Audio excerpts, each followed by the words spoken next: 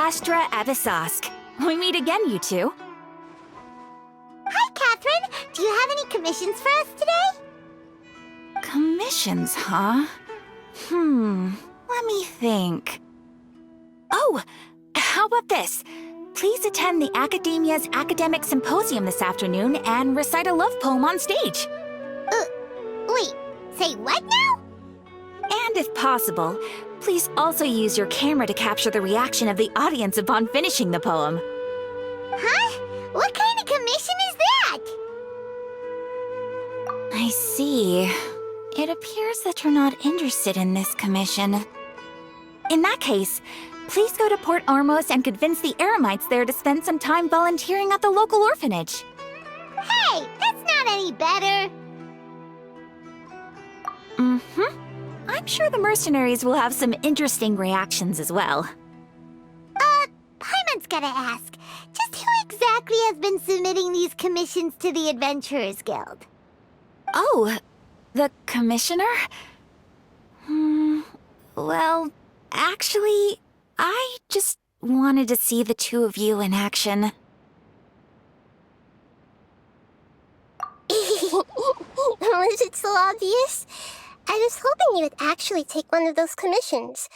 That kind of chance to observe humans doesn't come by often. Ah, so it's Nahida. Paimon just knew Catherine wouldn't crack those kinds of jokes.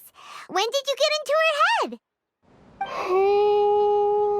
From when she said, Ad Astra Abyssosque? So it's been you this whole time? Are you done resting up, Nahida? Yes.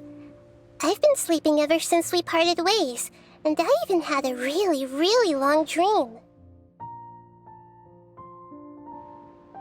It was another dream about the Sub-Zerus Festival, except it was a happy one. In my dream, I was sitting in the middle of a flower terrace, and everyone in Sumeru City was holding hands as they danced in circles around me. They danced round and round, and everyone looked really happy. I also got to sit on a gigantic flower carriage. Ferris, the Knight of Flowers, raised me really, really high above the ground, and I was throwing an endless amount of Yalda candies at the children. You know, Nahida, maybe your dream is how the Sub-Zerus Festival really should be. It's meant to be a joyous time where everyone gets together to celebrate your birthday. Huh? Wasn't I describing a really happy dream? Why are you both looking at me like that? Wait, could this be an example of the emotion known as pity? No, we aren't pitying you. That would only make everything worse. We just don't want you to feel too sad. By the way, have you had a chance to visit Dunyarzad? How's she doing? The Homianis haven't allowed any visitors after the festival, so we haven't been able to check on her. Yes, I paid her a visit right after I woke up. She was resting at the time. Her condition is stabilized. However, since Elazar is a manifestation of the withering on the human body, we can only cure it by finding a way to take care of Irminsul's own withering. But for the moment, our top focus should still be figuring out what the sages are up to and what they're planning. Right. Who knows what'll happen if they manage to pull off another scheme like the Samsara of the Sub-Zerus Festival. So our first priority should be investigating and putting a stop to the sages' activities. As for how we should pull that off, let's discuss it somewhere else. There are too many adventurers around here. Oh, good point. Sorry, adventurers. We're gonna be borrowing Catherine for a little while.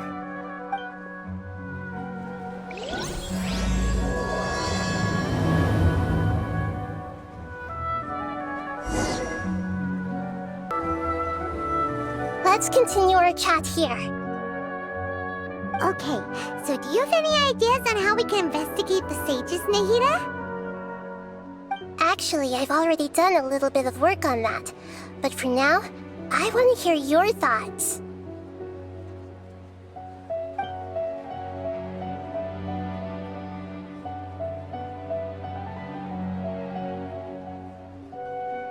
in the dark as of now. Since we still don't know anything about their goals, any rash move could tip them off and lead to terrible consequences. After all, every person in Sumeru City is one of their hostages. I've already tried that, but all the key members of the Academia, even the core of 30 guards, intentionally avoid wearing their Akasha terminals. It seems that from the very beginning, they've been guarding against info leaks from the Akasha. Of course, it could also be because they're wary of me. Have you already caught the sage's attention? I'm guessing not yet, but distrusting me would make perfect sense if they've ever paid attention to the urban legends about me. In any case, I probably can't take over their minds directly. No way, that's too risky. You mean it'd be too easy to get caught? No, it's not that. We shouldn't involve innocent students in this. A single mistake could completely ruin their lives. Doing that would be ignoring the safety of my people for my own selfish goals. How is that any different from what the sages are doing? That's a good point. Spoken like the god of Sumeru.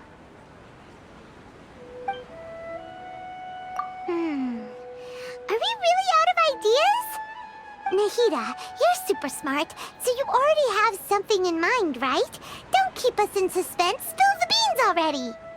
According to a popular theory from the Vahumana Darshan of the Academia, rejecting impractical motions at the beginning of a planning session will give more weight to the actual proposal. Okay, but aren't you the god of wisdom? You don't have to use that kind of gimmick to make us take your ideas seriously. Well, I've been thinking that if I can't directly possess the leaders, and if I can't get ordinary people involved, then I should find someone who's already involved, but hasn't decided to side with the sages. You're saying we should recruit a spy? That does sound like it could work. Oh, before coming back, we met someone named Alhaitham. He seems like he acts alone, and he likes doing stuff behind the Academia's back. They probably aren't in cahoots. Actually, I already have someone in mind. Do you still remember that female scholar named Setaria?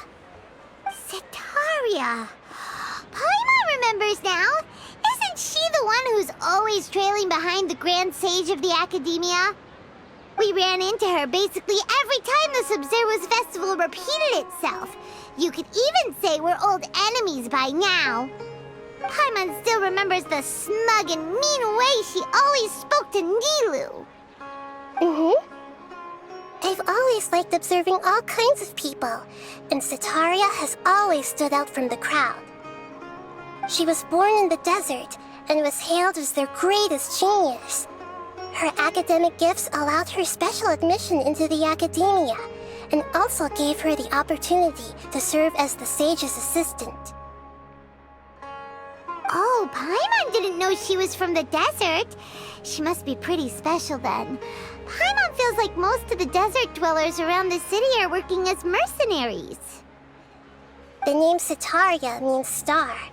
When she lived in the desert, she shone like the brightest star in the night sky. Later on, she was chosen by the sun.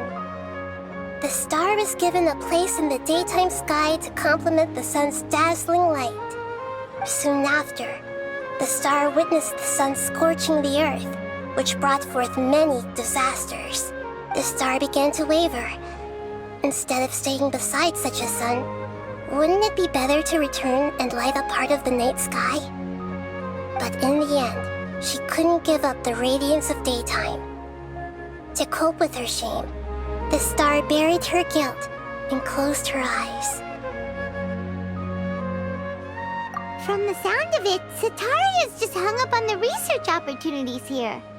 But she doesn't really support the Academia. She still feels guilty about not doing more for the desert, right? She's just running away from her problems. Indeed. When they are presented with complex moral issues, Many people will simply plug their ears and go with the flow until the problem can't be fixed anymore. She's suppressing a lot of guilt, but before she realized it, she had already become the sage's accomplice. She can't deny her part in their schemes anymore. Right. We must somehow make her face her problems again.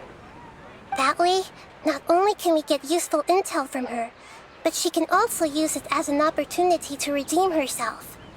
From my past observations, Cetaria will take a day off from the academia every 10 days to do some shopping in the city. Tomorrow afternoon just happens to be a shopping day for her. That'll be our chance. To prepare, let's go check out some of her favorite spots, and have a quick chat with a few of the vendors there.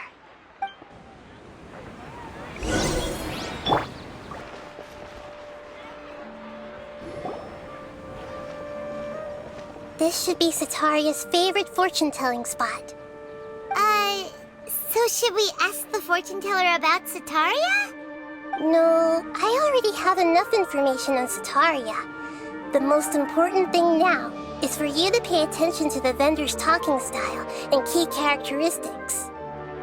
Talking style and key characteristics? My poor lost lambs, have you become troubled over your fates? The divine voice of wisdom often echoes between mine ears. If thou be blessed today by the gods, I may be able to show you the way. Huh? Really? Nahida, you've been whispering things to her? Shh. My friend here has some doubts regarding his future. Can we get a fortune reading for him? Of course, of course. In that case...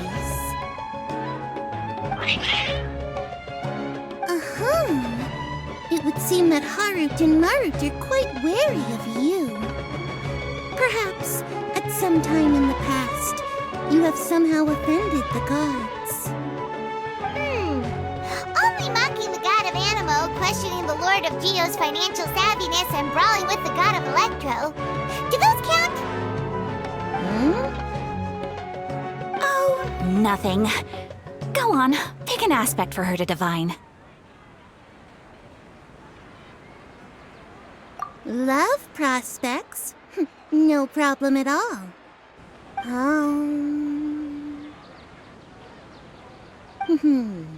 The gods have spoken. The truth shall be revealed. One who is fated to cross your path will appear on... Huh? So many people will fall for you.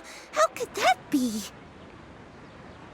Harut, Marut, did you two spoil my divination? I've never read a fortune so absurd. Actually, Paimon thinks this is probably the most accurate fortune-telling you've ever done. I admit that the orientation of today's celestial matrix is, suboptimal. As such, there will be no charge. Is that so? Well, that can't be helped. If you were to bring some food offerings for Harut and Marut on your next visit, perhaps they could help you reverse the wheels of fate.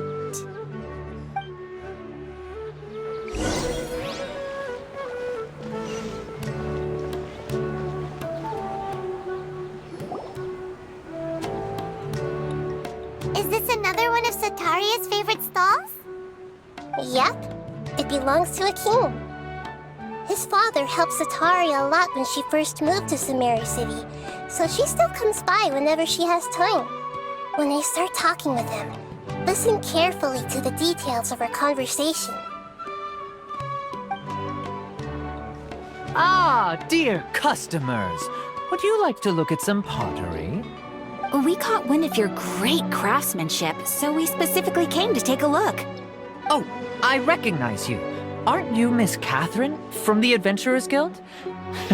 Sounds like I'm in for some big business. Speaking of, where did you learn this trade?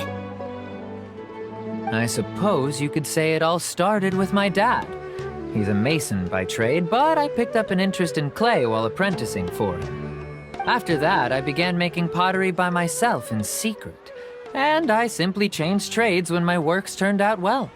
Although it's a pity that I'm no longer making much use of the knowledge provided to me by the Akasha. That's nice. You're making a living doing something you love. So is your father still working as a mason? Oh no, not anymore. A few years back, he fell from a roof and broke his leg. Since he had already saved enough mora over all these years, he's just enjoying the retired life in Port Ormos nowadays. I see. We wish him peace and happiness in his retirement.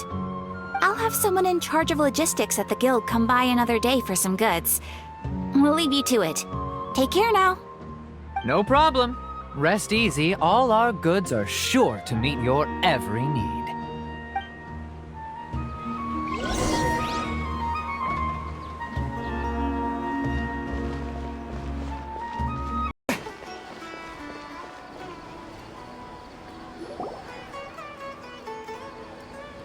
This should be our final stop. Sataria's always thinking of this restaurant when she's working at the academia, so she always comes by whenever she's out in the city. Nahida, you've really thought of everything. It's my duty to protect Sumeru's citizens, after all. Hi there. I feel like I've seen you down by the docks before. Huh? Sorry, I don't quite remember. If I recall, you were having a discussion with someone about shipbuilding at the time. Ah, that's right! I've always been really interested in feats of marine engineering. After all, I grew up in Liyue Harbor and spent my entire childhood staring at the ships going in and out of the port. I came to Sumeru to study, but failed to make it into the academia due to my lack of talent. But I'm still discussing all kinds of problems with different scholars, and I'm continuing to study and perform research from the restaurant's basement. I'm sure I'll get into the academia after their next round of exams. What an admirable spirit for learning. Amazing. Sure, but you'll find hardworking people wherever you go. So this restaurant has a basement as well? Huh. First I've heard of it. That's right. It's not usually open to patrons. Most of the time, employees use it for breaks or to hold private events. I see. Guess that makes sense. Well, good luck with your studies, Miss Chishan. Thank you so much. As long as I can make it into the academia as an official student, I'll be happy.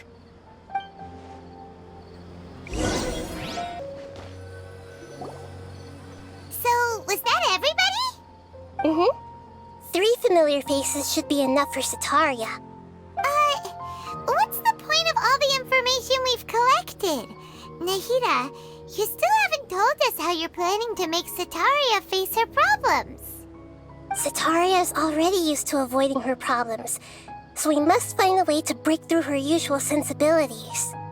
I remember that you mentioned that the Eremites in Port Ormos are all making a fuss about the upcoming resurrection of the Scarlet King. Although it's all just a boatload of nonsense, the faith of her homeland may turn out to be Sataria's soft spot. Oh, Paimon gets it now! You want to take advantage of the guilt Sataria feels about her homeland. Although she knows she should return home to help the people of the desert, all she's done is conspire with the sages.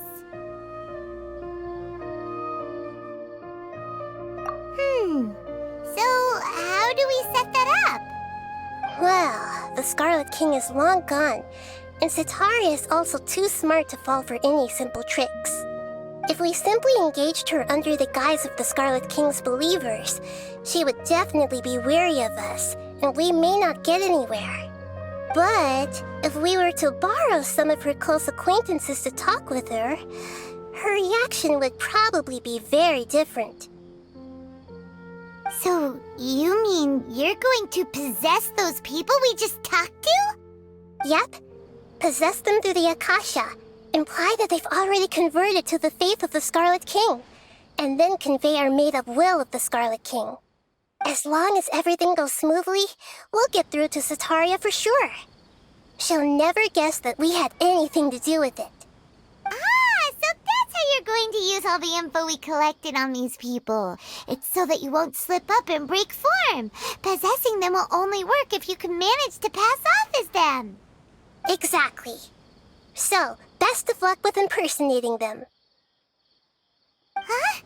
Best of luck? But we don't know how to possess anyone. That's no problem at all. I'll just share all their senses with you once I've possessed them.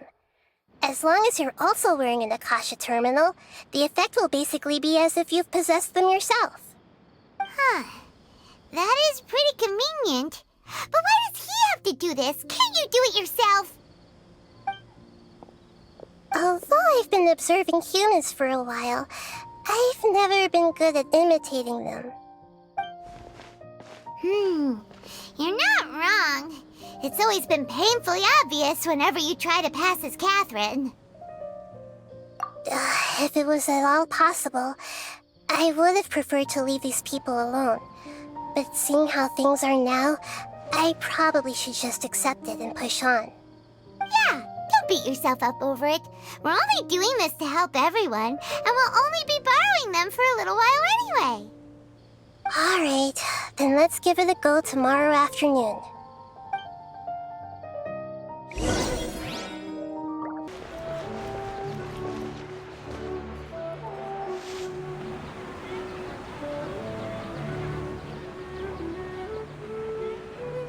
Oh, here she comes. Satari is here. Let's quietly follow her. Once she starts talking to her acquaintances, we'll find a safe spot to begin possessing them. As for how we'll sway her to our side, I'll leave that to you. I trust you'll know what to say. Paimon's starting to feel kind of nervous. Okay, let's go. Looks like they've already started talking. Let's find a hiding spot and get started.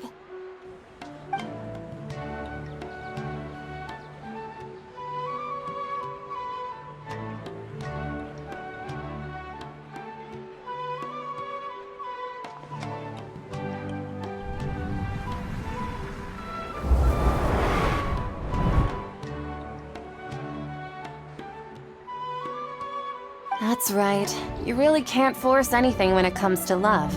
And besides, everyone around me has a very different background and outlook. Are you still listening to me, Nabia? Oh, of course I'm listening. You were talking about troubles with your love life, right? I heard everything you said. Okay then. You just seemed a little distracted for a moment there. Strange. Your cats seem pretty worked up. Is something wrong? I always thought they were quiet, happy kitties. Oh, what are their names again? Are you sure? Those aren't ringing a bell for some reason. Well, actually they have many names. Which names I use depends on my mood. Huh, I see. I imagine that must be hard for the kitties, too. So, which fortune do you want me to read for you today? You must have come for another echo of the divine voice of wisdom. I'd like to get another reading on my love prospects, but to be perfectly honest with you, I feel like I've been a real mess recently. A mess? Well, could you do a reading on how long it'll take me to finish my current project at work? I really just want to get it over with. I hear you. No problem at all. The gods will reveal the truth.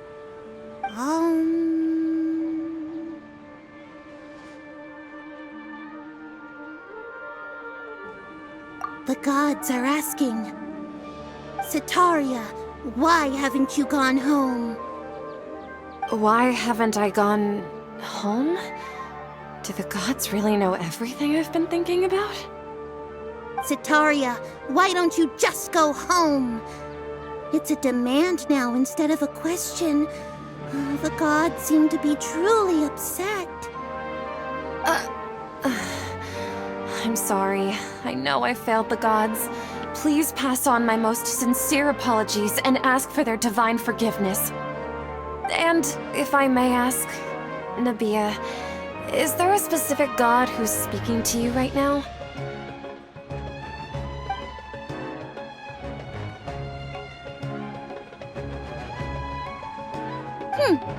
What an inconsiderate and naive question. The god who is speaking to me is, of course, the wisest and mightiest of all, the Scarlet King. The Scarlet King? No wonder he would make such a demand of me. Oh, wait a second.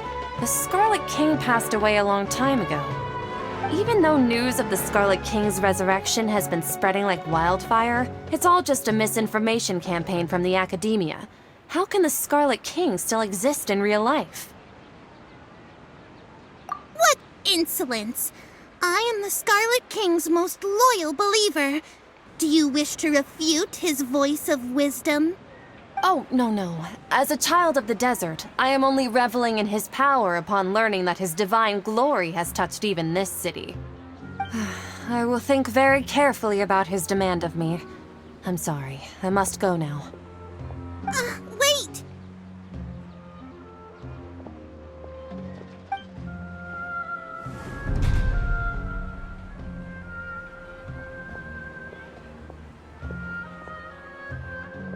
Whoa, she just ran off in a hurry. She looked pretty upset, too. Well done. Sitaria didn't seem to suspect anything amiss. To have something she's been trying desperately to avoid show up out of nowhere and berate her, that must have shaken her to the core. Aw, Nahida, it seems like you understand human emotions really well after all. All I know are some abstract Harava-taught theories. And in any case, my time with you has shown a lot of them to be utterly useless. I'm still trying to make sense of everything. Anyway, enough of that. Let's hurry and catch up to Sitaria. He's out of games now, right on cue. Let's get ready to possess him right away!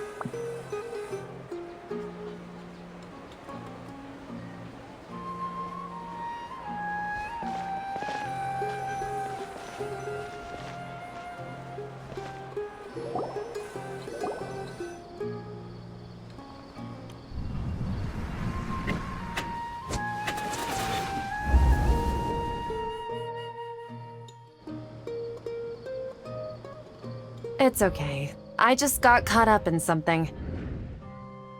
Oh, actually, didn't you ask me to help you look for work? What kind of work were you looking for again? Oh, right. Your old man's craft. How could I forget? Speaking of, how's he doing? Is he feeling any better? Oh, that's good to hear. I've been thinking a lot about him. If I could get some more time off, I'd love to pay him a visit. Actually, while we're talking about him, is he still living in Port Ormos? Yeah, he's been retired there for a while. If you could find the time, please write him a letter. Please pass on that recently, faith in the Scarlet King has taken root in Port Ormos and has begun to spread across Sumeru. He has a quick temper and has always been a devout follower of the Dendro Archon. I don't want him to get into a fight with those Scarlet King believers because of a difference in beliefs. Oh? So, who are you siding with in all of this? The Academia or the Scarlet King? I'm so jealous of you. You were born a child of the desert, yet you chose to betray the Scarlet King, and now you spend all your time with those crooks from the Academia. Akeem, you don't mean you've also become a believer of the Scarlet King?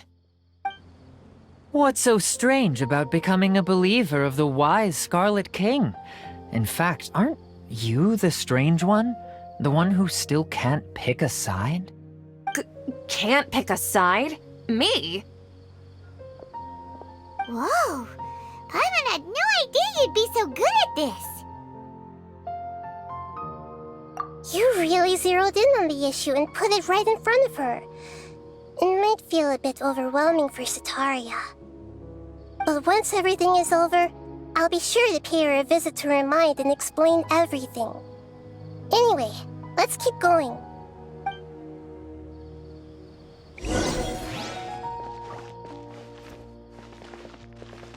Come on! Sataria's already started talking with Shishan!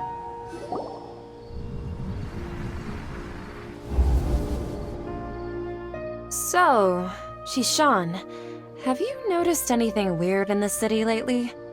Like, as if someone was trying to preach to you about something?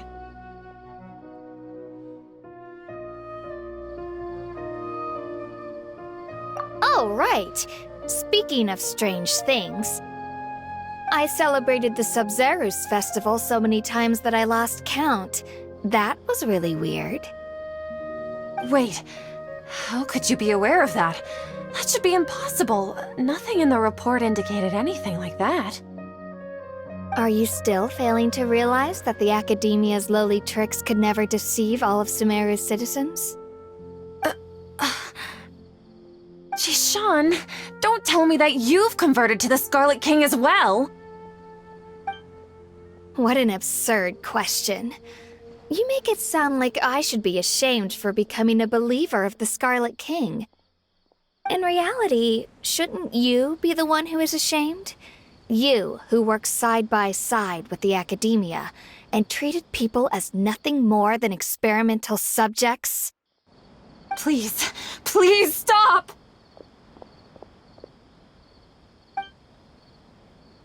Even now, Sataria's still trying to run from her problems. She can no longer justify everything to herself. Hey, she's trying to talk to the guards! What should we do? This is the most important part of all. Quick, get ready. Mercenary, you're a member of the Corps of 30, correct? Please help me pass a message to the Matcha right away. The situation in the city is getting out of control. Please, try to remain calm, miss. Tell me what's happening in the city. Heretics are infiltrating the city, and they've already converted many residents to their side. Heretics? What kind of heresy are you talking about? The Scarlet King! Many people I know have suddenly started believing in him, but he's long dead. It's impossible. Miss Sataria, nothing is impossible. You know my name? The Scarlet King is immortal, and all who defy him will one day pay the price. You must face the truth, Sataria. You tread a treacherous path, and the longer you ignore it, the tighter the Academia's grasp on you will become, and the deeper you will be ensnared. Child of the Scarlet King, never forget that the desert that belongs to you lies elsewhere. What's so strange about becoming a believer of the wise Scarlet King? In fact, aren't you the strange one? The one who still can't pick a side? What an absurd question. You make it sound like I should be ashamed for becoming a believer of the Scarlet King. Sataria, why haven't you gone home?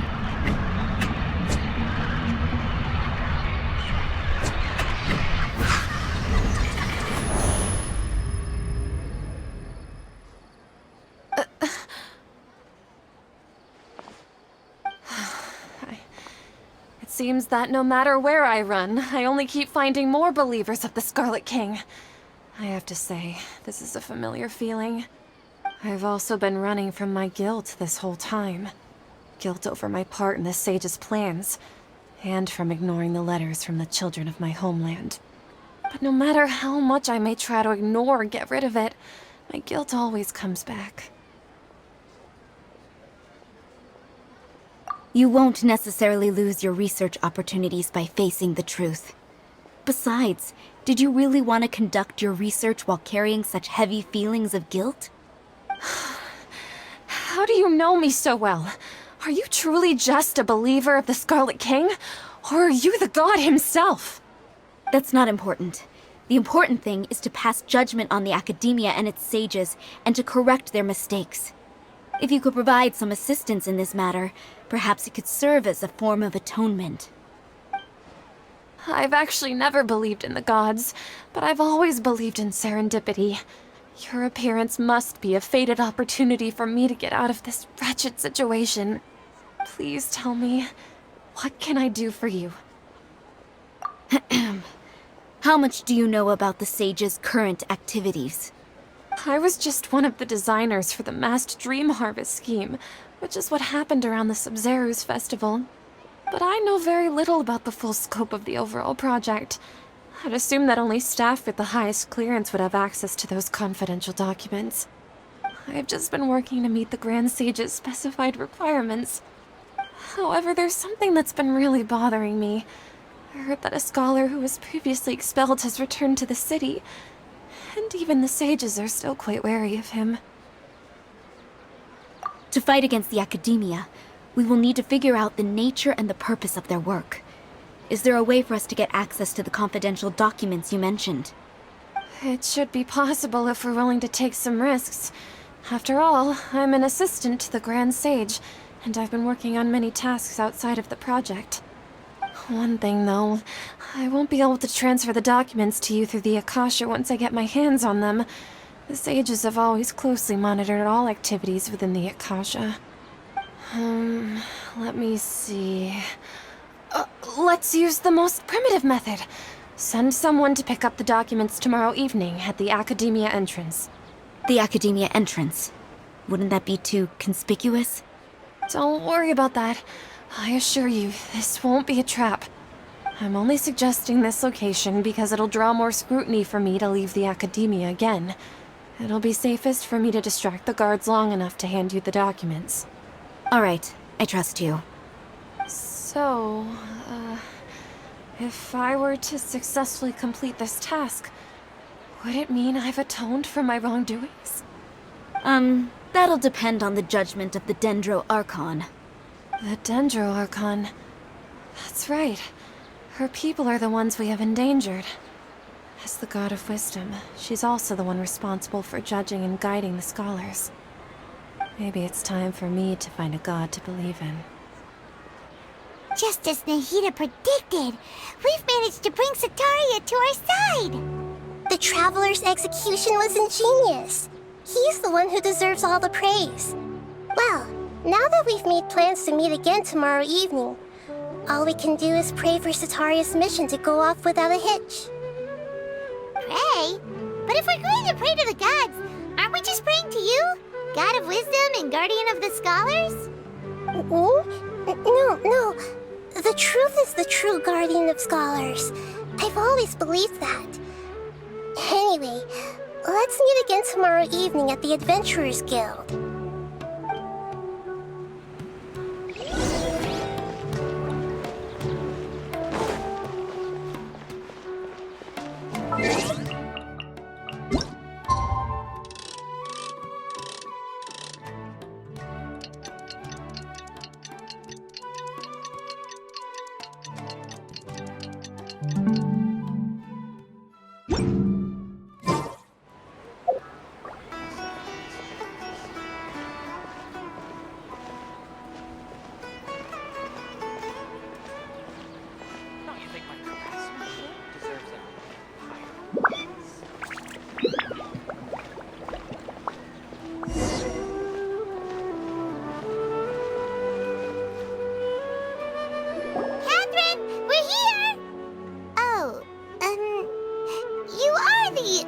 other Catherine, right?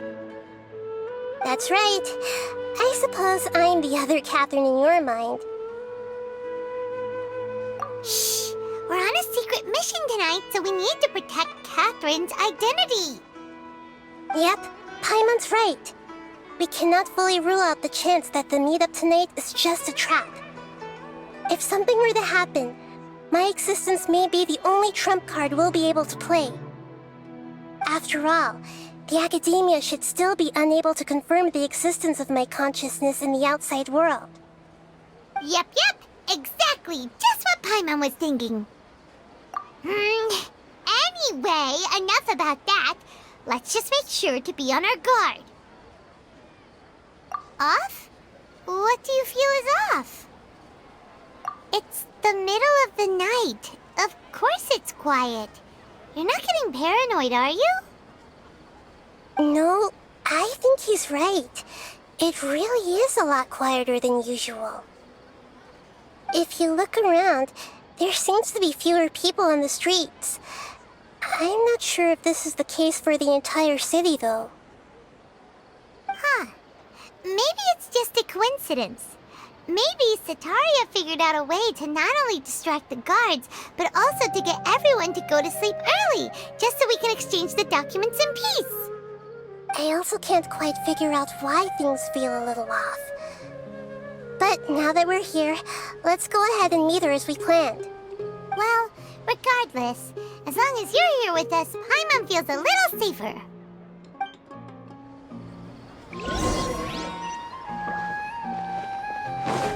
Huh. There really aren't many people out right now. Let's hope it'll be this quiet in front of the Academia, and that Setaria managed to distract all the guards.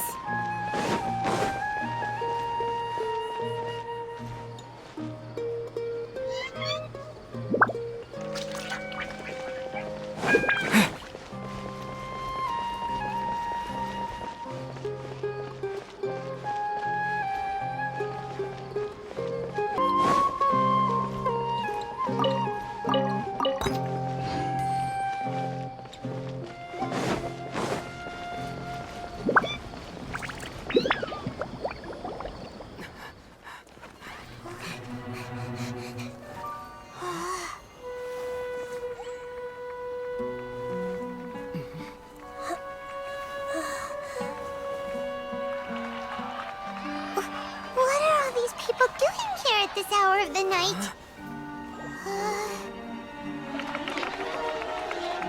Ah, the triumphant hero returns at last. And to a rather spectacular welcome, even if I do say so myself. You're the outcast, expelled from the Academia. Indeed I am. Although these days they tend to call me the Doctor.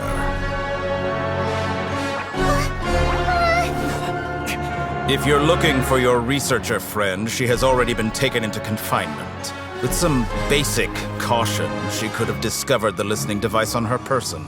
Clearly, she lacks the degree of rigor expected of a true scholar.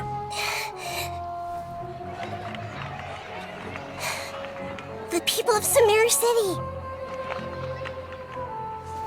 What have you done to them? I simply made some minor adjustments to their Akasha terminals. Now they can deposit information directly into the subconscious. As you can see, all these lovely people now believe this traveler is a hero who has just saved the world. My experiment is a success. And now it seems they can no longer hold back their sheer adoration. Oh no! What should we do? These are all just regular people!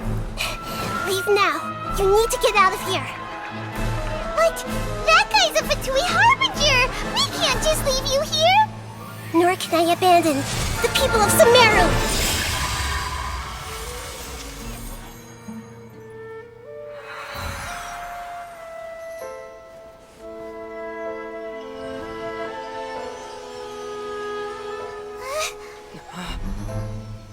Don't worry.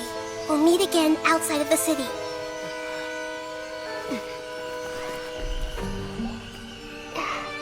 I see. You appear to have overridden their mental faculties with your own consciousness. To possess such a powerful mind, you must be the God of Wisdom.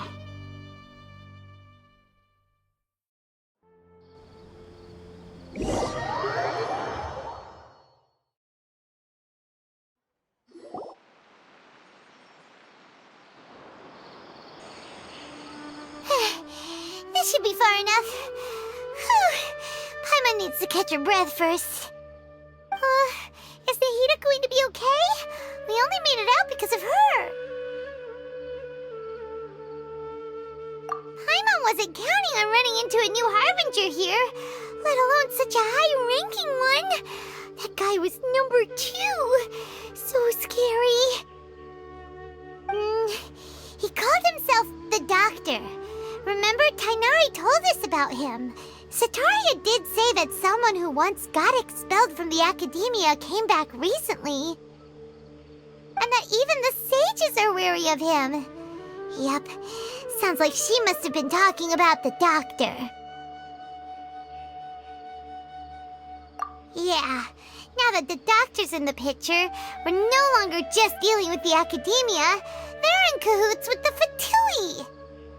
But what are the Fatui after this time? Another Gnosis? Yeah, things would be a lot easier with Nahida's help. Nahida said we'll meet again outside of the city. But we can't just keep waiting around, right? You mean... Oh, right! Wasn't he invited by the sages to work on some project when we were staying with him in the Avidia Forest? That has to be the same project. Even though he turned it down at the time, he might still know something. There's no time to lose. Let's go to Gandharvaville.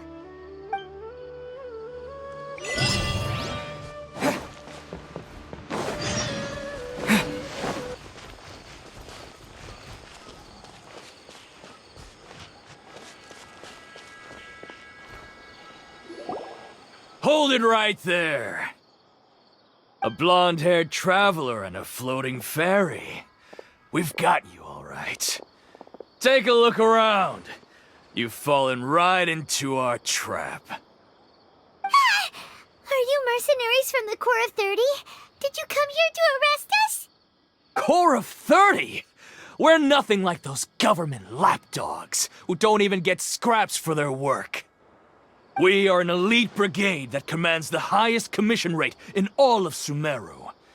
We're here on the orders of a client known only as the Outcast. The Outcast? An outcast from the academia? But why wouldn't the Doctor just send the Fatui after us? Still wasting time on idle chit-chat. We'll shut you up soon enough. Get them! You're up, Traveler!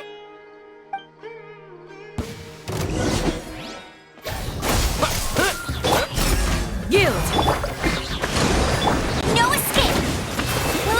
Go, go, Baron Take that! Scatter!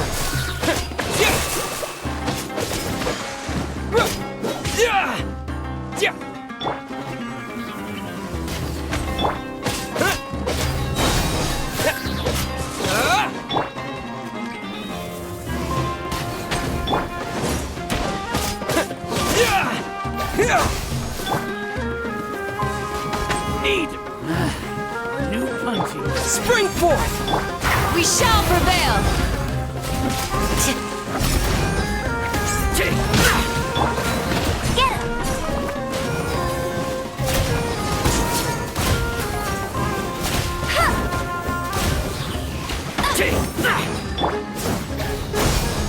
Get him! Need.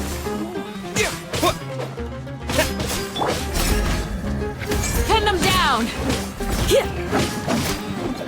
No one escapes my sight! Hold the line! Need. Scatter!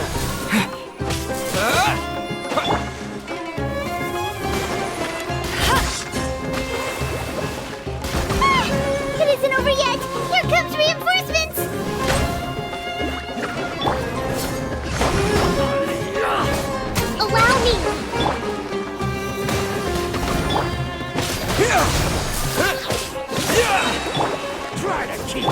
Germinate! Just a graze. You're exposed. Get him!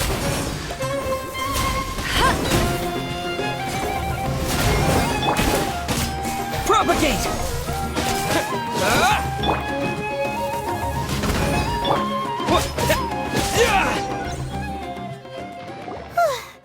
That was pretty rough.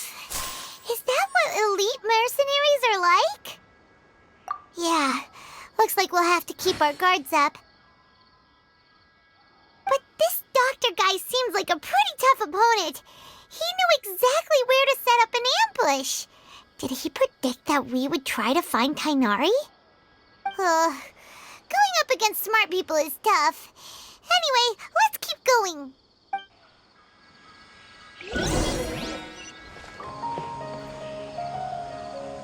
Oh, it's the Traveler and Paimon.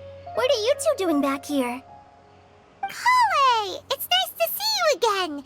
Are you doing all right? To be honest, I'm not doing too well. My Elazar has been progressing at a faster rate lately. I'm finding it harder to complete more intricate tasks. As a result, Master Tainari is taking me off the patrol schedule. He will only allow me to stay here and coordinate other people's tasks. Oh, Kale. Speaking of Tainari, did he go off on patrol? We're here to talk to him. Oh, Master Tainari? He just left the Avidia Forest a little while ago. He was headed to Party's DI. He left? But isn't Tainari always saying that he never wants to leave the Avidia Forest? He even turned down the Sage's invitation. I thought it was weird too. Master Tainari always prioritizes his work as a forest watcher above everything. He almost never leaves his post. He left in a hurry. No, I only found out that he left through a message he left behind. He also made sure to delegate all his tasks using a schedule. To leave in such a hurry? I'd guess he had something urgent to take care of. Master Tainari originally studied in the Amorta Darshan of the Academia, and Partis DI is something like the Amorta's research base. Many rare shrubs and grasses have been planted there for research. I know that before he became a forest watcher, Master Tainari once spent a long time conducting research at Partis DI. A research base, huh? Gotta wonder what kind of research Tainari just decided to work on all of a sudden. Oh, we don't have a lot of time, so let's go look for him at Party's DI.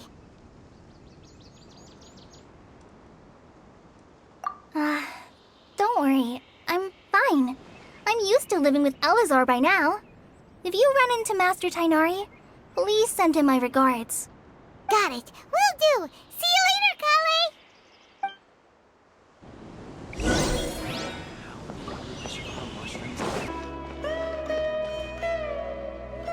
Wait!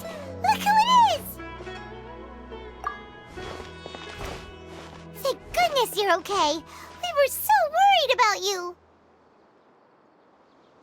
Hey! This was supposed to be a touching reunion, but you're ruining the moment! Actually, it's very smart of the Traveler to be wary of me right now.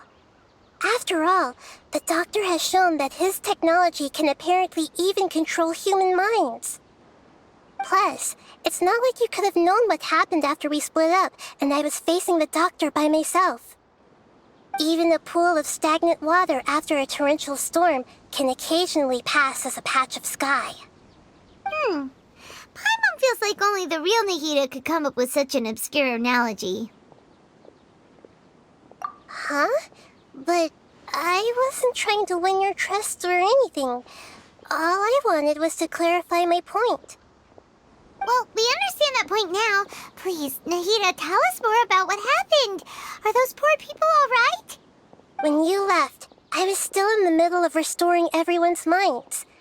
Thankfully, when the Doctor mentioned depositing information into the subconscious, he didn't mean engraving information into their minds. Instead, he did something closer to creating hallucinations. That was still within my power to fix. Luckily, I managed to finish my restorations and mind jump away from him just as he was about to capture me. What a relief. The doctor sure pulled out some hidden cards, but good thing we had Nahida with us. I wouldn't be relieved just yet. I gave away my true identity when I restored everyone's minds, which means we've lost another one of our trump cards.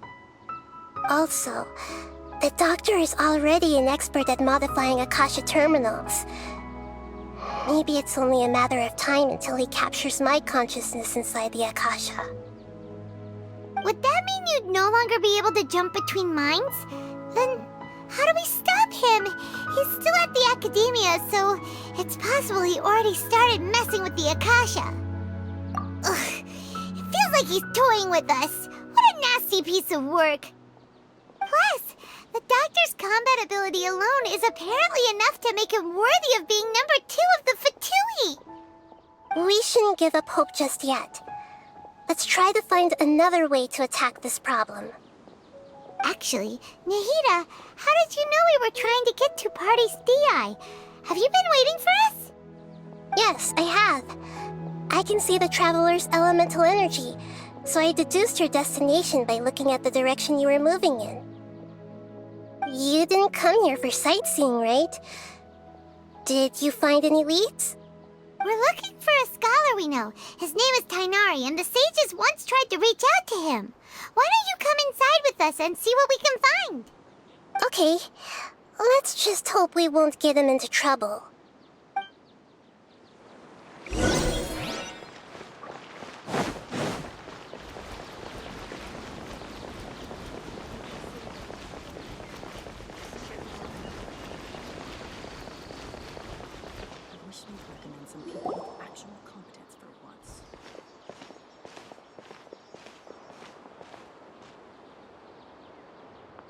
Traveler?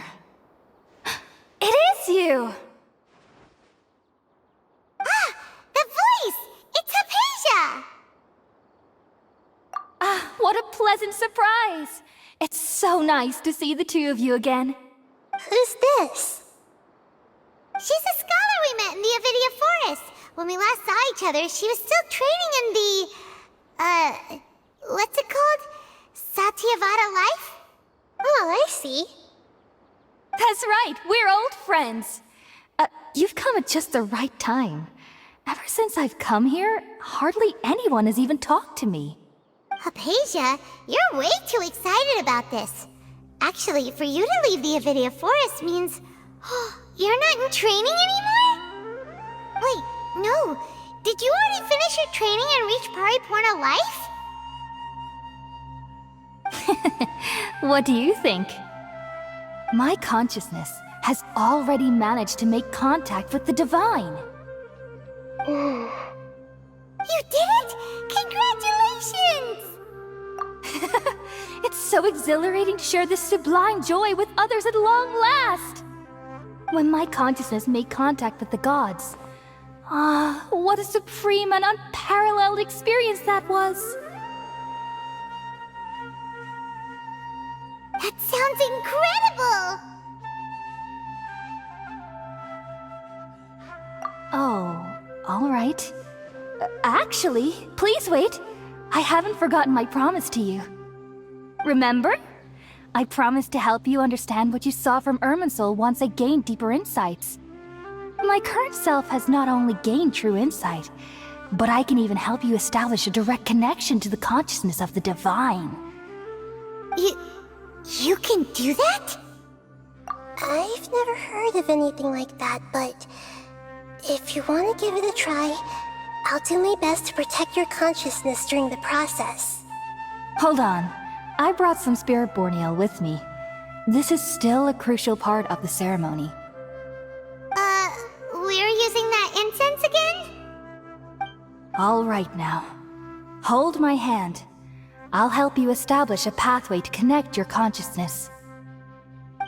Okay. Ready?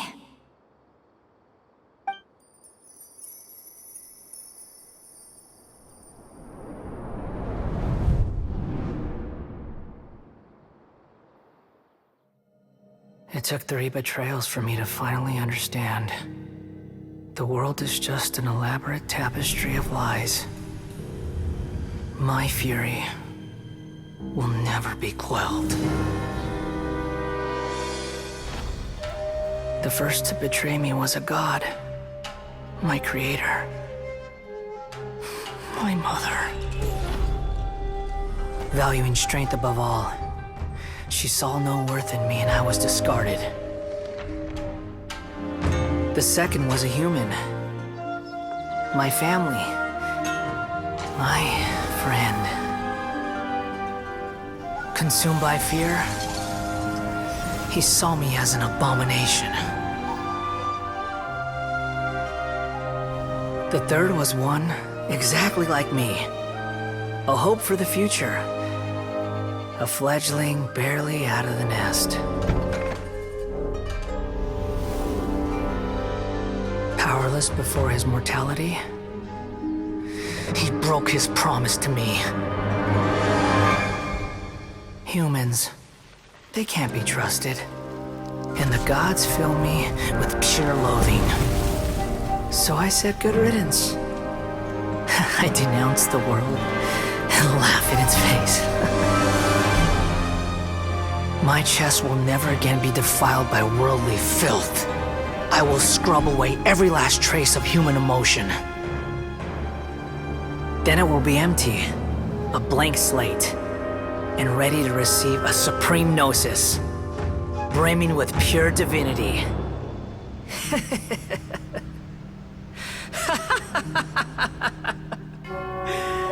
There is no need to fear. The pain will be brief. Your era is coming to an end.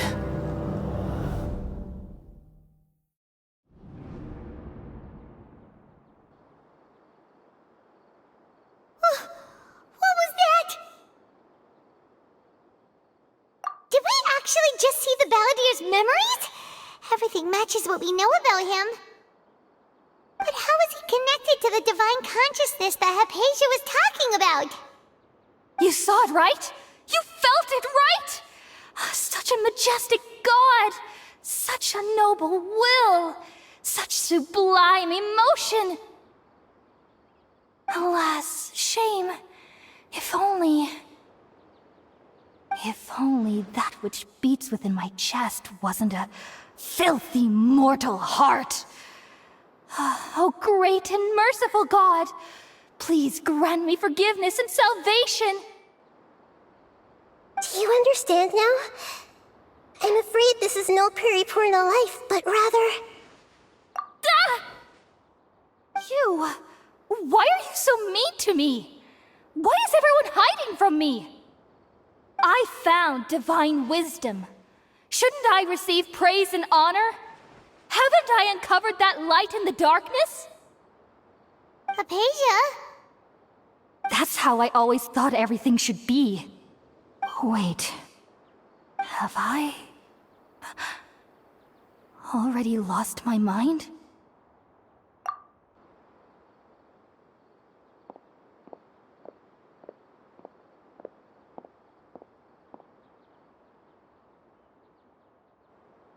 Wait, something isn't right!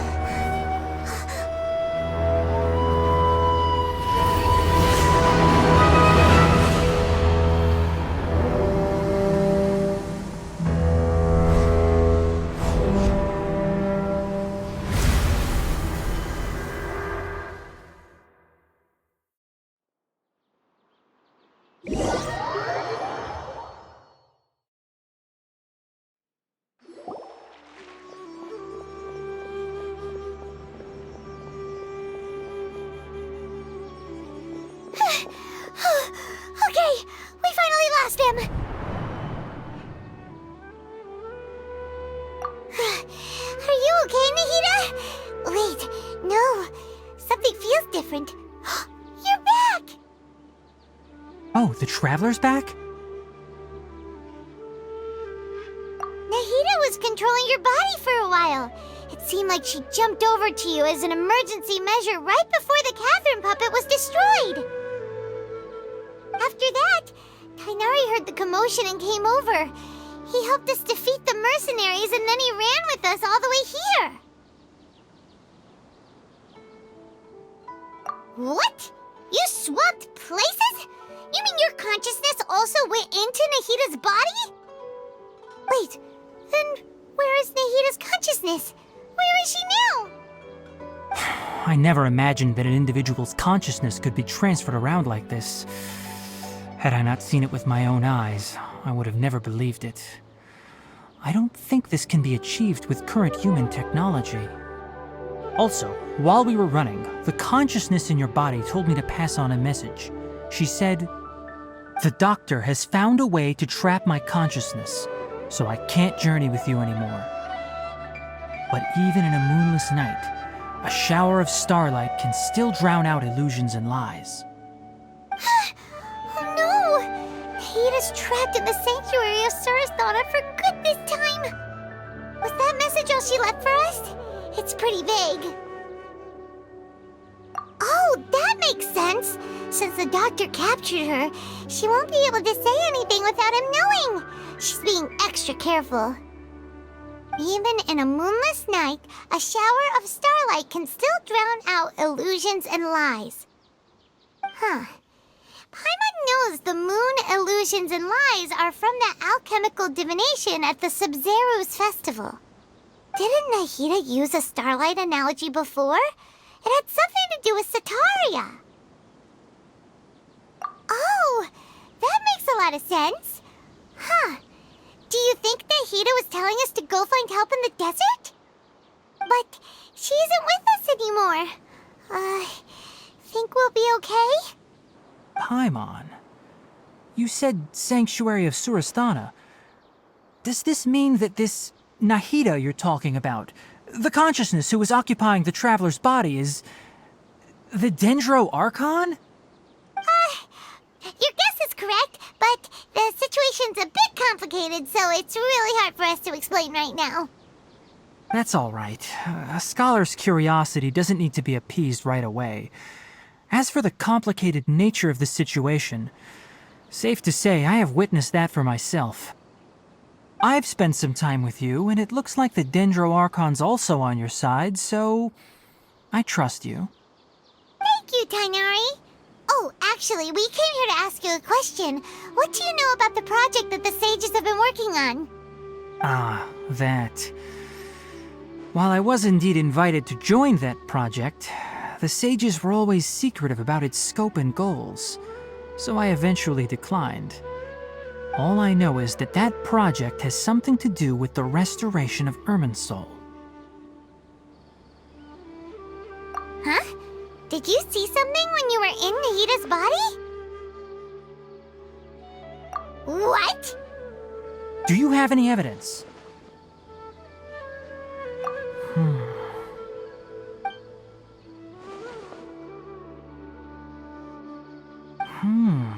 So that's what happened. That explains why Hypatia's symptoms were different from those of the other scholars who went mad. It's because she made contact with the consciousness of a new god who is still in the process of being born. Tainari, did you leave the Avidia Forest because of Hypatia? I did. I noticed Hypatia's mental anomalies, but since her symptoms were rather atypical, I secretly took her to Pardis Dii and began searching for a way to return her to her normal self. If I didn't take action, Hypatia would have already been taken by the Matra to the desert, doomed to a life of exile at Aru village. Now that you mention it, I knew the Academia has never thought particularly highly of Lesser Lord Kusanali, but I still didn't expect them to do something as arrogant as creating a new god. Looks like I made the right decision by not accepting their invitation. The Doctor and the Balladeer. We have 2 Fatui Harbingers in Sumeru. Sounds like we're in for a bad time. from your description, I don't think they've completed their project. There may still be room for us to intervene. But then, what is the connection between creating a new god and restoring Irminsul? Yeah, it feels like we're still nowhere close to figuring out the sage's goals. Right, we've pretty much gone over everything we need to know, so we should head out. How about you, Tighnari? What are you going to do? I'll stay here for now. I still want to try a few more things to help Hypatia. If you're planning to go into the desert, start by heading for Caravan Rabat. That'll be your fastest route. Come find me here if there's anything else I can do to help. May the spirit of wisdom go with you. Thanks, Tighnari. Hopefully Hypatia will feel better soon. We're off then.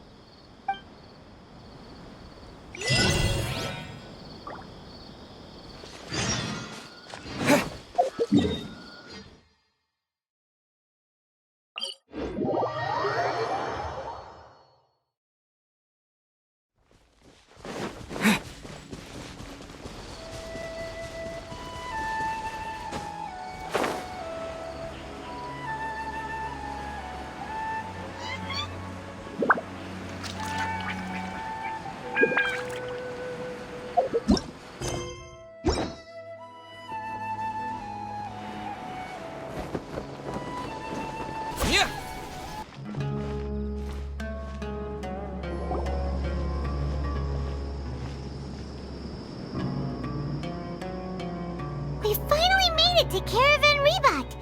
It's pretty lively here. So, just past this wall is the desert, huh? Oh, wow. Paimon remembers hearing people call this the Wall of Samiel. It's made to block sandstorms from the outside. Oh, if it's this tall, it's gotta be the divine work of Greater Lord Rukkhadevata, right?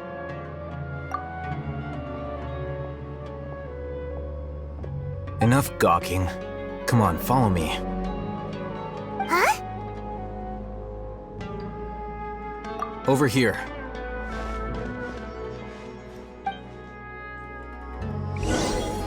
Oh, Haytham went that way! Let's hurry up and follow him. Wonder what he's up to.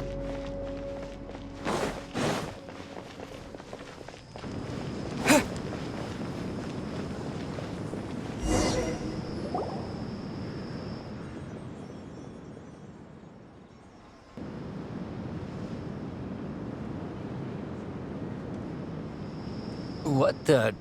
Where did he go? How did we lose him? They were just here a second ago. More Eremite mercenaries? Who are they working for this time? Anyway, Traveler, it seems like we were being followed again. You were too careless. You should have noticed those hopeless amateurs trailing you a long time ago.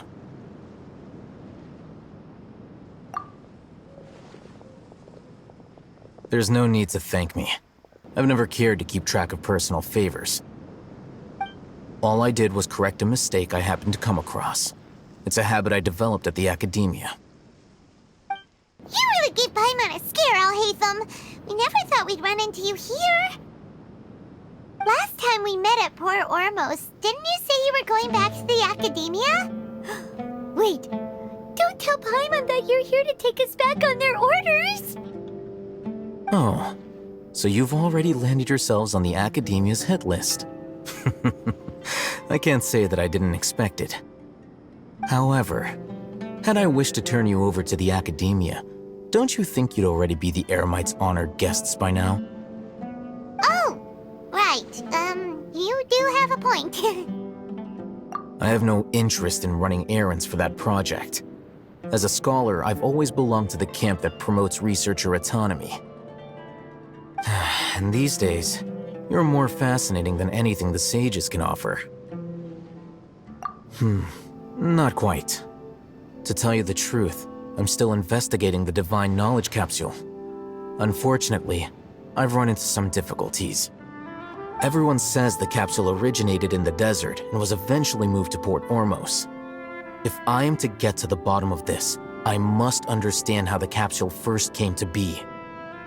Which brings me back to you and why you're so interesting. The leader of Ain al-Ahmar used the Divine Knowledge Capsule right in front of you, and upon seeing him, your expression became perplexed, and you were lost in thought for quite some time. To have that kind of reaction, I think you must have realized something. Are you interested at all in sharing what you've been hiding from me?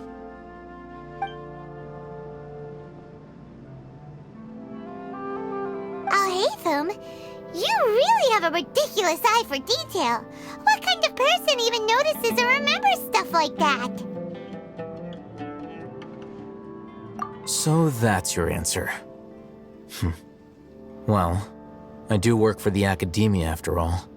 So considering that, it is indeed wise to keep your cards close to your chest. But that does prove you do have some undisclosed information about the Divine Knowledge Capsule. Am I right? No matter. Rather than simply learning the answers from you, I'd still prefer to investigate on my own. Speaking of, you two are also headed to the desert? That's right! We have the same plan as you! But we don't really have any concrete goals at the moment. Then I'd suggest starting with Aru Village. It's the largest settlement in the desert, so it'll probably have more resources and intel than anywhere else. Well, would you like to head there together? It's always better to travel with someone you know.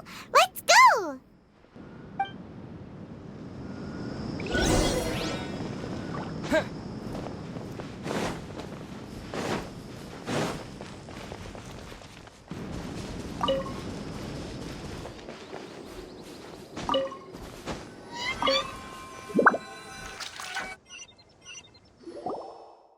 Before us lies Aru Village, the safe haven of the desert folk. Whoa, this landscape is really something else. What a cool place! Let's go check it out!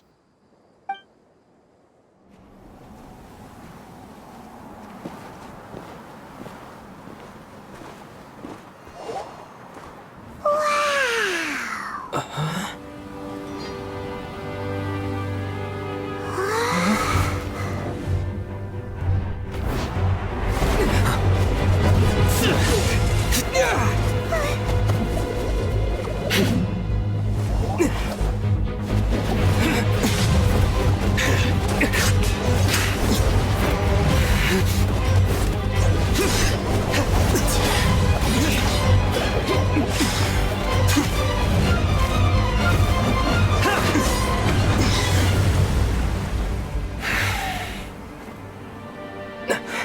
Sino.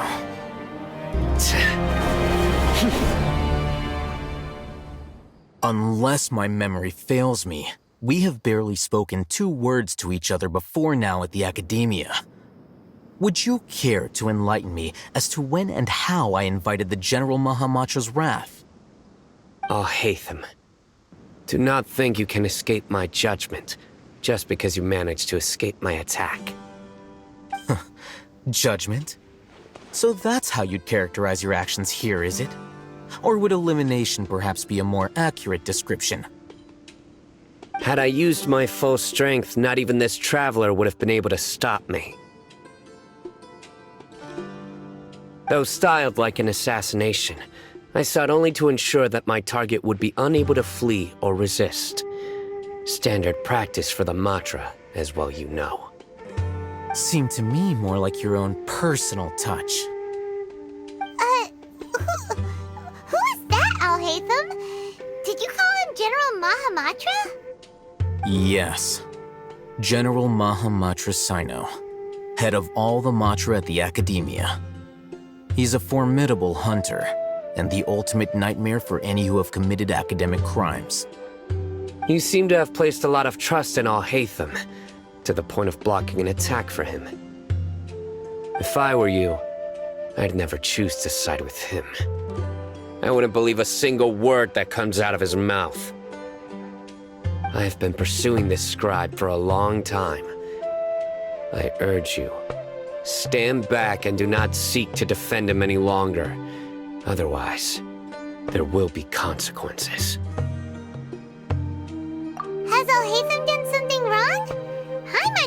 think he's as bad as you've made him out to be. I won't waste my breath explaining things. Al-Haytham. I saw it during our fight. Take it out. The divine knowledge capsule you're hiding on your person.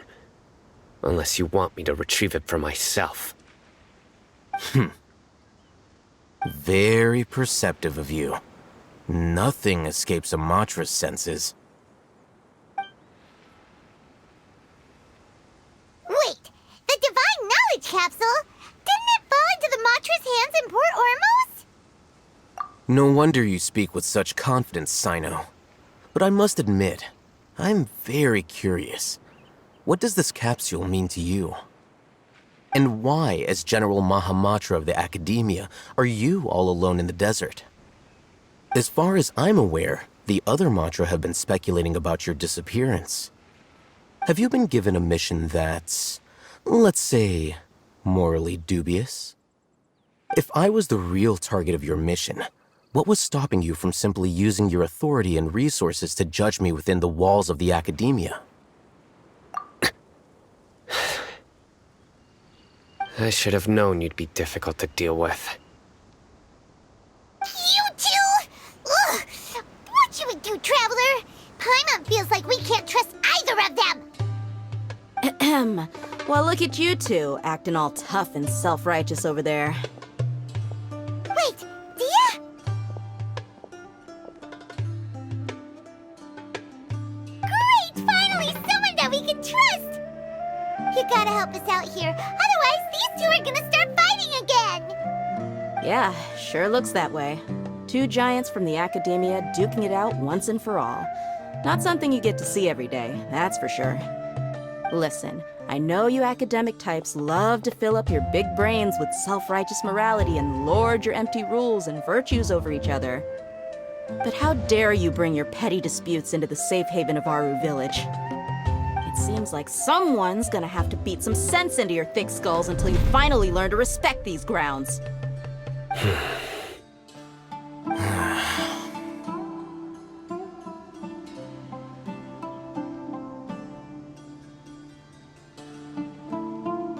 Hey, did either of you hear a word I just said?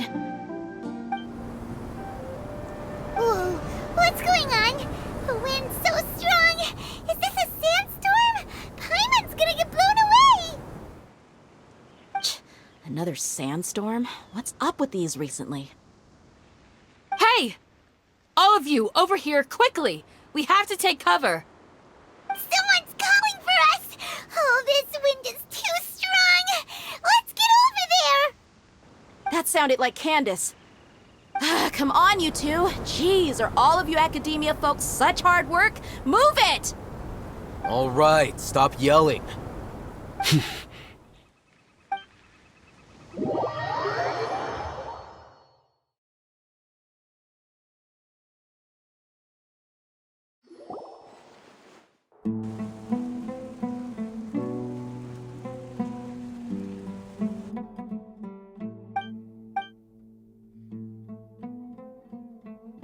Well, this is pretty awkward. Hey, wanna play sardines with 3 people who wanna tear each other limb from limb?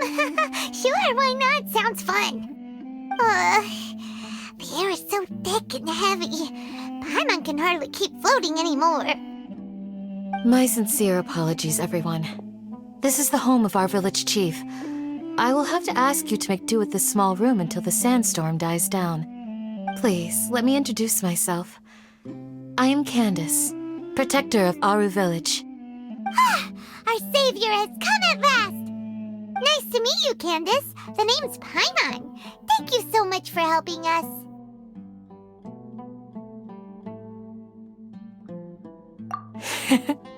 There's no need to thank me.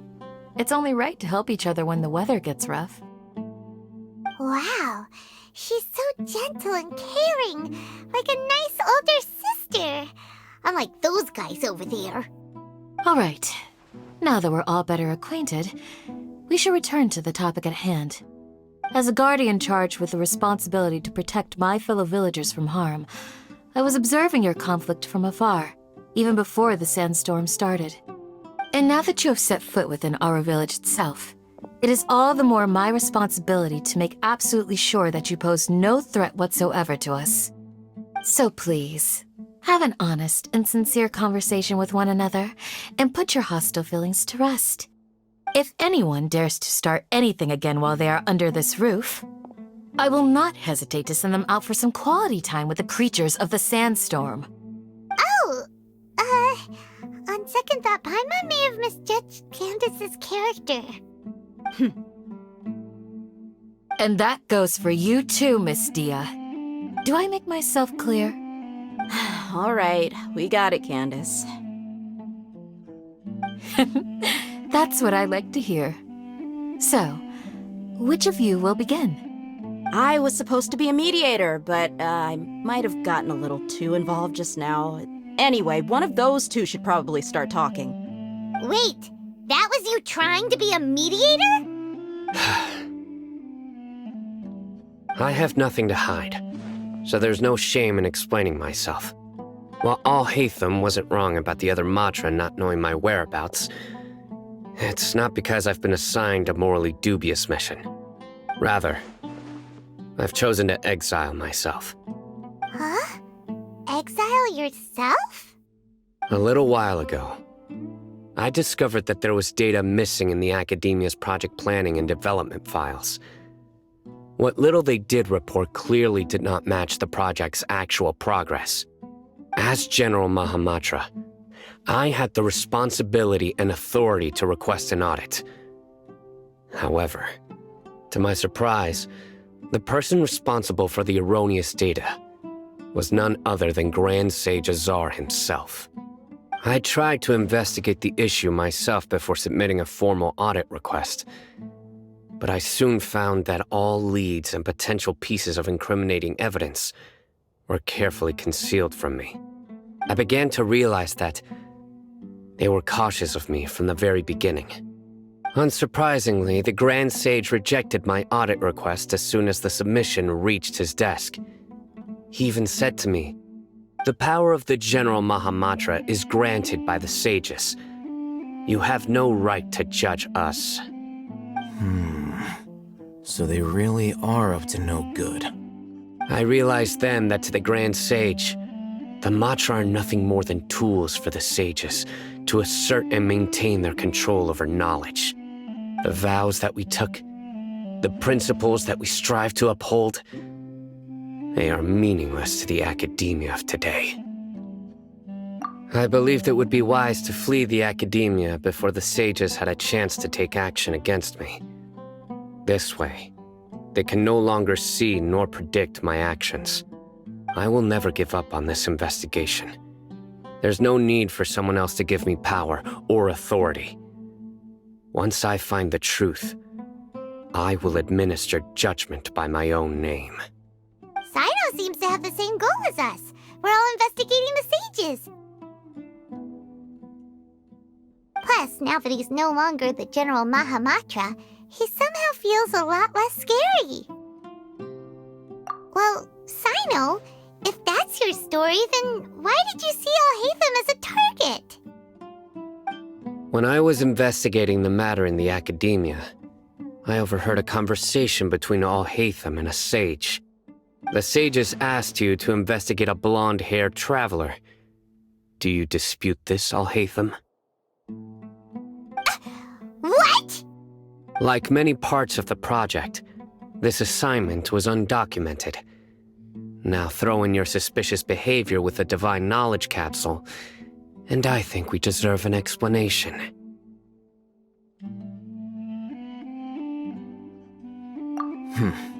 Yes. I was indeed tasked with investigating the Traveler. Alhaitham!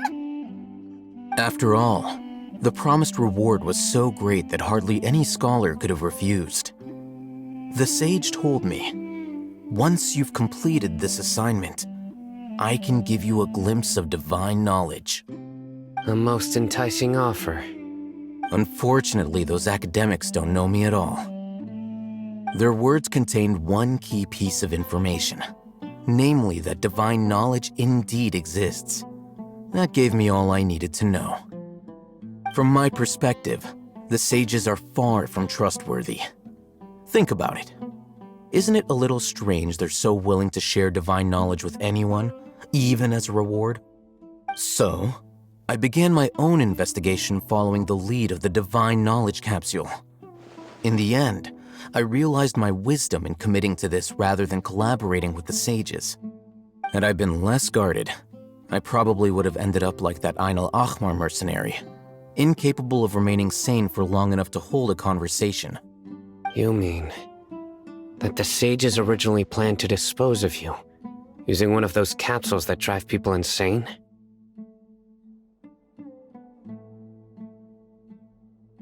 I'd already given up on the assignment by then. I only told the Academia I was waiting in Port Ormos for you to appear so they wouldn't suspect anything. So it came as quite a surprise when I encountered my erstwhile target while investigating the Divine Knowledge Capsule. Criminals do love to talk about coincidences. Even though I ran into the Traveler by chance, I had no intention of providing assistance to the Academia. Also, you should remember, you were the ones who decided to follow me and strike up a conversation after I left that tavern. That's true. Al-Haytham helped us out at Caravan Rebat as well. Maybe he's telling the truth. I'm willing to apologize, if that's worth anything to you. I took the Divine Knowledge Capsule behind your back because I judged its existence to be a significant risk. I felt that it would be best for no one to interact with it before it had been properly studied. After all, curiosity often proves to be the most dangerous thing in this land. You should be well aware, Scribe Al-Haytham, that curiosity can also lead you to danger and suspicion. Answer me this. Did the sages share any information about their project with you? Have I not made myself clear? You and I are both distrusted by the Academia. Do you really think they would tell me anything? Fine. Although you haven't completely proven your innocence, I won't regard you as an enemy, for now. As you wish.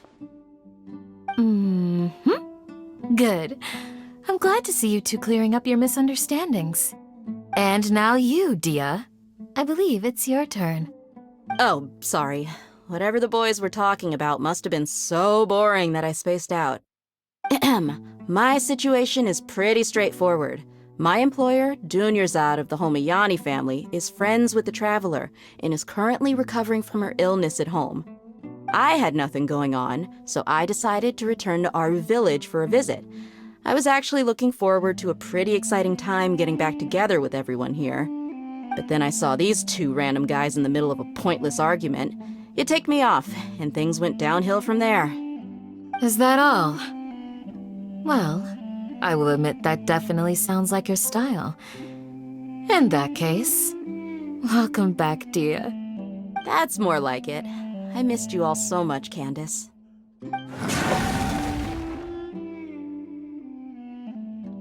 Whoa! What was that sound? No need to worry. Now that you're no longer at each other's throats, please make yourselves at home. I'll take a quick trip outside to clear out some of those creatures in the sandstorm. Creatures? In the sandstorm? Are you sure you don't want some backup? Fighting in a sandstorm is not for the faint-hearted. Anyone without extensive training in these conditions is at a disadvantage. You needn't worry. Yeah, just leave him to Candace. Don't worry, she's as tough as they come.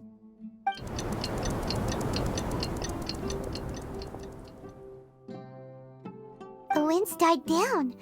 That means the sandstorm's over, right? Candace still isn't back yet, though. Is she alright? Maybe we should go out and check on her. When you put it that way, even I'm starting to feel a little worried. All right, let's go. We've been here long enough, and the boys are as chatty as the floor.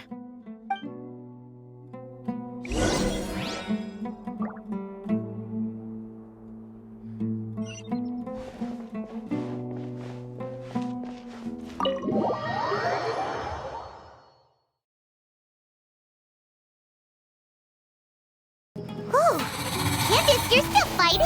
You've been out here dealing with these creatures the entire time? Yes. They just keep coming in waves. I've lost count of how many I've defeated. Before I realized it, even the sandstorm had stopped. Ah!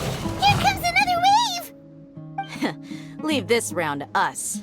I got interrupted earlier, but now I have something to take my anger out on. It's been quite a while since I've seen the Flame Mane in action. I'll leave these to you then. I'll be sure to put on a good show. Let's go!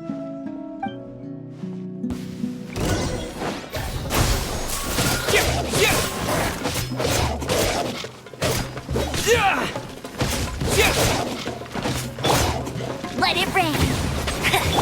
Rust and rebuild!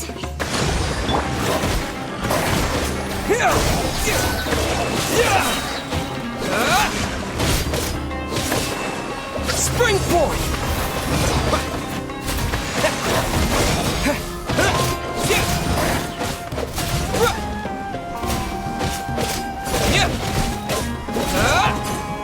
Scatter!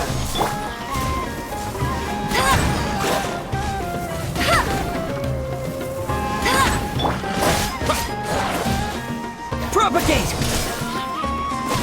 Hoopla! Here comes another wave! When are they ever gonna let up?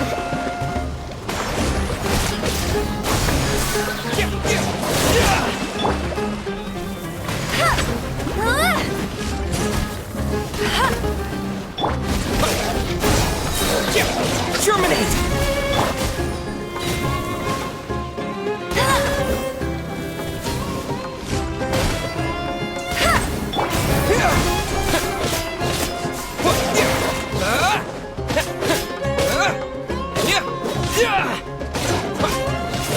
Scatter!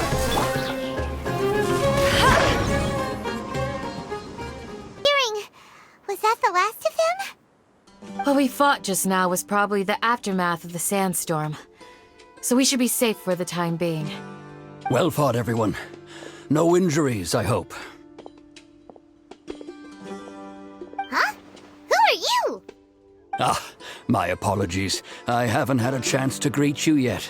I had my hands full taking care of the village's elderly and children. I am the chief of Aru Village. Everyone usually calls me Uncle Anpu.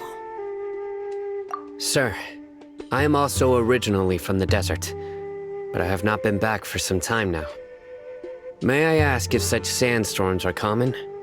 I can't say they've always been common, but recently the storms have become increasingly severe and frequent. Besides sandstorms, we also occasionally get earthquakes. According to an investigator who stayed in the village a while ago, these unusual natural phenomena are related to the withering of Irminsul. Another effect of Irminsul's withering. So, Irminsul's withering causes withering zones in the forest, and sandstorms and earthquakes here in the desert? Everything in the natural world is inextricably connected to Irminsul. These regional symptoms can indeed be a reflection of Irminsul's present state. Everyone in Aru Village needs to take good care of themselves. Speaking of which, why haven't I seen a single village keeper since I got here? Village keeper? Who are they? Village guards like Candace? Does your curiosity know no bounds? Village Keeper is how Aru Village refers to mad scholars, exiled here by the Academia.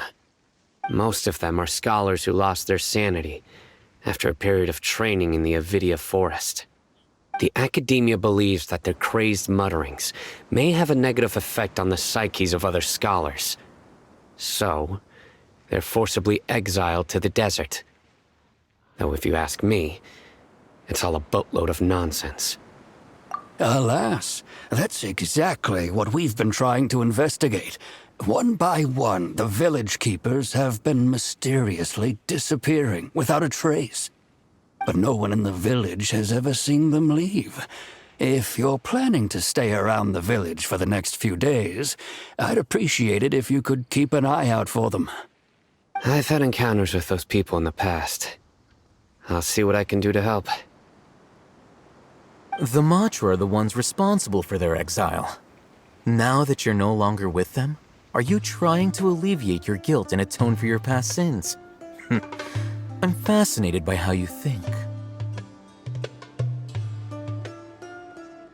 Mock me if you will, but if you are guilty, I will eliminate you, regardless of my position or identity. Oh, you're the former General Mahamatra. You must be an expert in these kinds of investigations. Thank you for your help.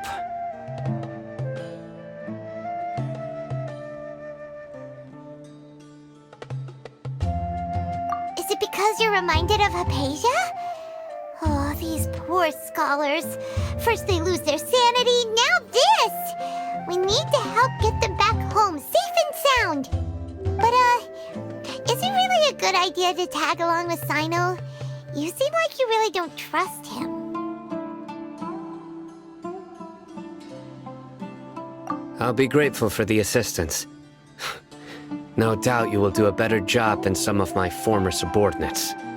Let's start by finding a spot to share what we know so far.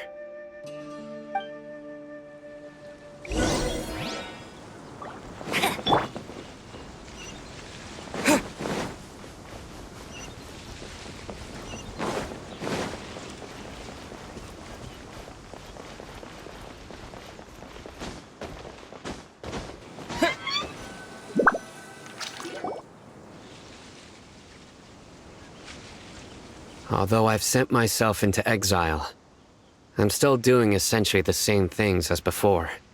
Do you still have any questions for me before we start our investigation? One of my former subordinates told me that this title has its origins in a strange incident. The Academia has long exiled mad scholars to Aru Village. A mysterious phenomenon exists here. When mad scholars first arrive, they are as incoherent and deranged as before. But after spending some time here, they invariably begin to calm down. Initially, the people of Aru Village greatly resented having to take in the mad scholars. But a strange incident one night changed that. Aru Village was struck by the strongest earthquake in living memory. Seeing buildings on the verge of collapse all around him, the then chief of the village was preparing to take everyone to safety. Suddenly, he noticed a mad scholar crouching in a corner, caressing the ground with his hands. A soft, green light radiated from him, like a divine glow against the backdrop of night. Despite the powerful tremors that ripped through the ground that night, all the houses remained upright, almost as if they had grown roots reaching deep into the ground. In the end, not a single building collapsed, and no one was hurt. After that, the people of Aru Village treated the mad scholars with greater kindness, and began to refer to them as the village keepers. A soft green light? A mad scholar protecting Aru Village? What do you make of it, Traveler? Paimon thinks so too. Actually, Sino, do you know if any of the mad scholars continued to wear their Akasha terminals at Aru Village? In theory, they would continue wearing them so the Academia could still monitor their activities. With that said, the main Akasha system would no longer have any interaction with them. Oh, no wonder! Everything makes sense then! Add in the fact that they calmed down, it was probably Nahida who calmed them. If you are able to draw a conclusion from this one story alone, then it appears you possess much more information than I do. So, what do you make of the story?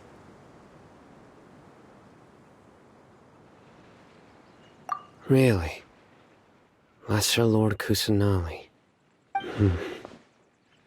What? You don't believe us? Lesser Lord Kusanali was definitely using the Akasha to give her power to the mad scholars! No, it's not so much that I don't believe you. I'm just struck by your reasoning. Lesser Lord Kusanali, the current Den Is she really active in Sumeru? The Academia has always placed far greater importance on the late Greater Lord Rukkhadevata. They've more or less ignored Lesser Lord Kusanali, and I've never had any reason to doubt their views. In addition, I've never heard any stories about Lesser Lord Kusanali and her deeds. To me, she might as well have been a god that never existed. No way! Nahida definitely exists! She's a... how should Paimon put it? She's a good Archon who's kind and wise. Even if she says weird stuff sometimes. I've spent many years interrogating criminals, so I can easily tell when someone is lying. Good! Then you should know that we're telling the truth. That look in your eyes. I've never seen that from a liar. You two really must have met Lesser Lord Kusanali. How can this be? To think, our Archon has been amongst us this entire time.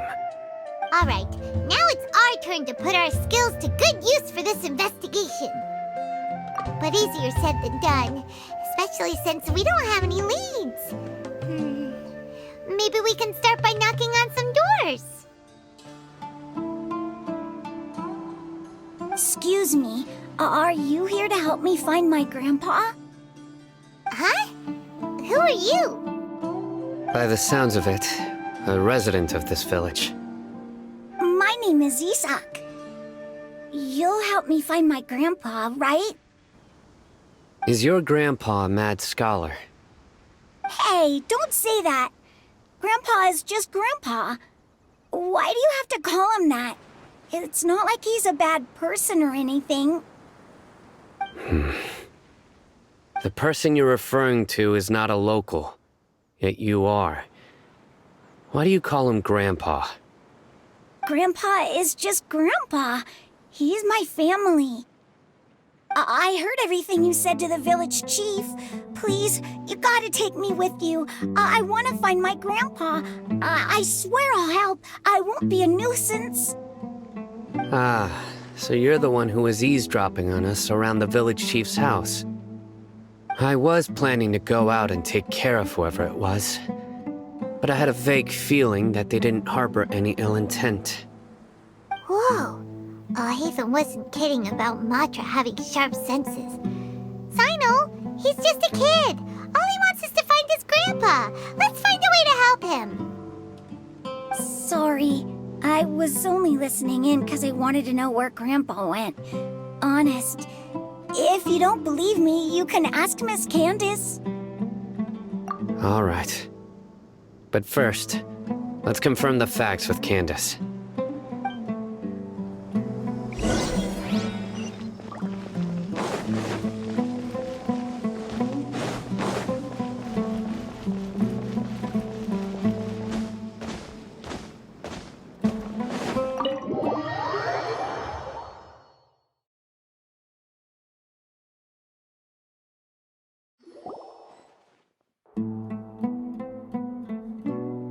Sino is super vigilant.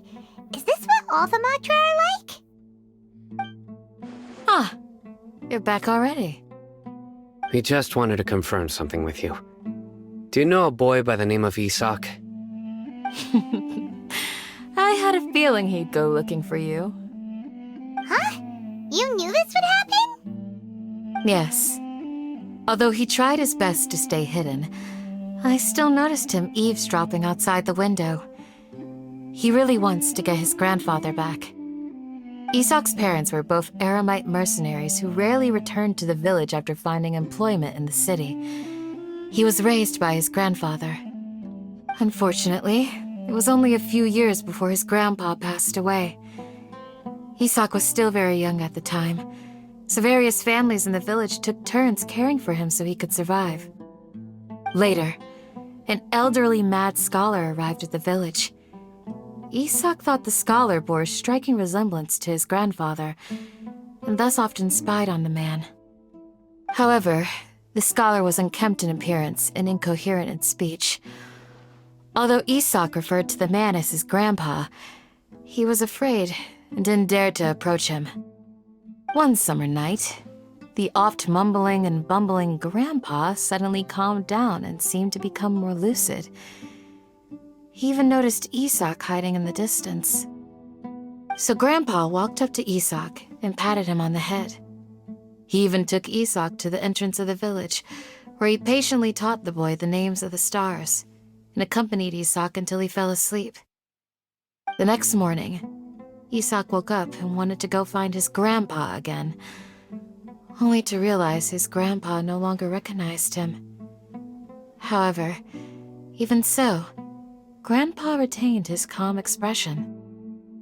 It's said that those who saw the scholar claimed he no longer appeared to be crazy, but appeared to be living in his own world, almost as if he were sleepwalking. Isak was thrilled that his grandpa was able to find peace and would follow him all the time, asking him things like, "Grandpa, want me to take you somewhere fun?" Or, "Grandpa, could you tell me stories about the stars again?" All this somehow just makes Paimon feel really sad. It seems like they both deserve so much better. Perhaps. Nearly everyone who lives in the desert has some form of hardship or regret. But even so, we must still continue on with our lives. It's also my reason for fighting. I must continue to protect this land.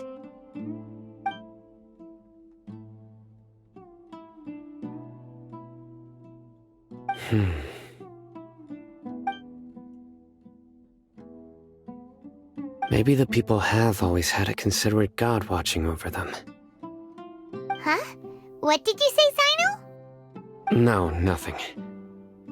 As long as Isak keeps his word and doesn't get in our way, we can take him along.